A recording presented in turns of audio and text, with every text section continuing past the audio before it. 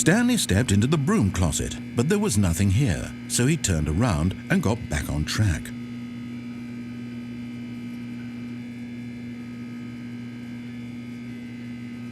There was nothing here, no choice to make, no path to follow, just an empty broom closet. No reason to still be here.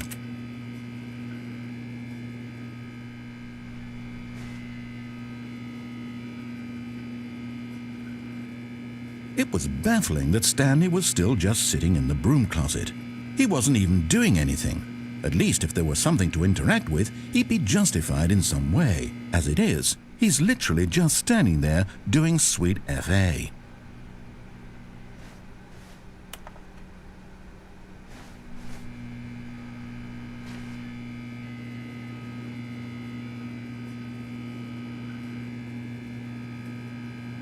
Are you really still in the broom closet? Standing around doing nothing? Why? Please offer me some explanation here. I'm genuinely confused.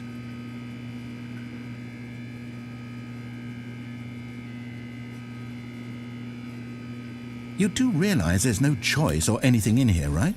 If I'd said Stanley walked past the broom closet, at least you would have had a reason for coming to a staircase. Stanley walked upstairs to his boss's office.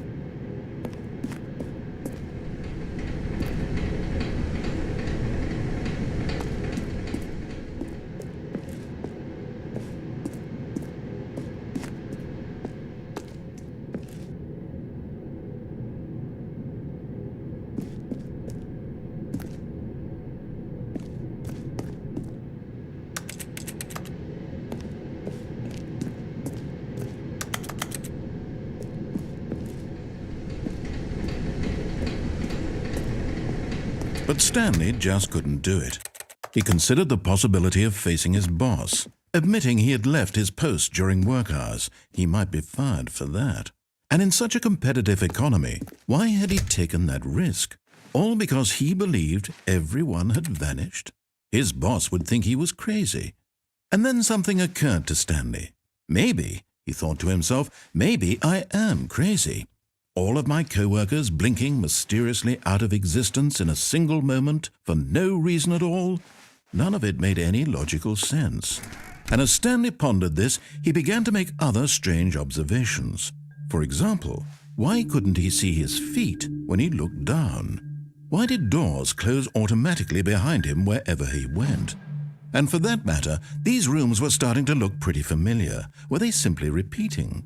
No, Stanley said to himself, this is all too strange. This can't be real.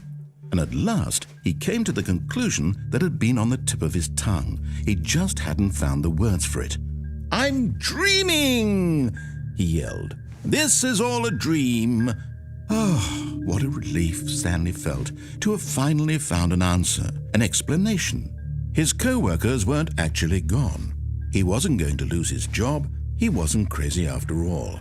And he thought to himself, I suppose I'll wake up soon.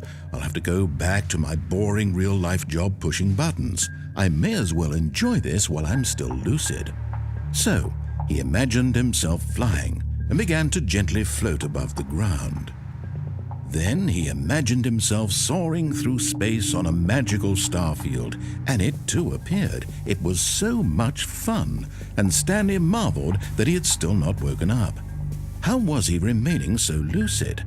And then perhaps the strangest question of them all entered Stanley's head. One he was amazed he hadn't asked himself sooner. Why is there a voice in my head dictating everything that I'm doing and thinking? Now the voice was describing itself being considered by Stanley, who found it particularly strange. I'm dreaming about a voice describing me, thinking about how it's describing my thoughts, he thought. And while he thought it all very odd and wondered if this voice spoke to all people in their dreams, the truth was that, of course, this was not a dream. How could it be? Was Stanley simply deceiving himself, believing that if he's asleep, he doesn't have to take responsibility for himself? Stanley is as awake right now as he's ever been in his life. Now, hearing the voice speak these words was quite a shock to Stanley. After all, he knew for certain, beyond a doubt, that this was in fact a dream. Did the voice not see him float and make the magical stars just a moment ago? How else would the voice explain all that? This voice was a part of himself too. Surely, if he could just... He would prove it. He would prove that he was in control, that this was a dream. So he closed his eyes gently, and he invited himself to wake up. He felt the cool weight of the blanket on his skin, the press of the mattress on his back, the fresh air of a world outside this one.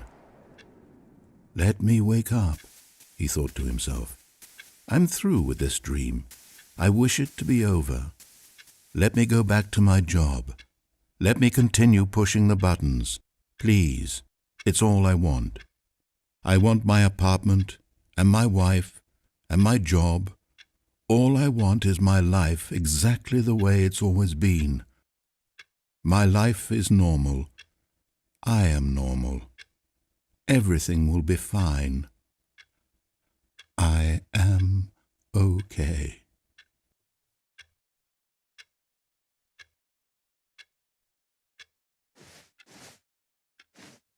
Stanley began screaming. Please, someone, wake me up. My name is Stanley. I have a boss. I have an office. I am real. Please, just someone tell me I am real. I must be real. I must be. Can anyone hear my voice? Who am I? Who am I? And everything went black.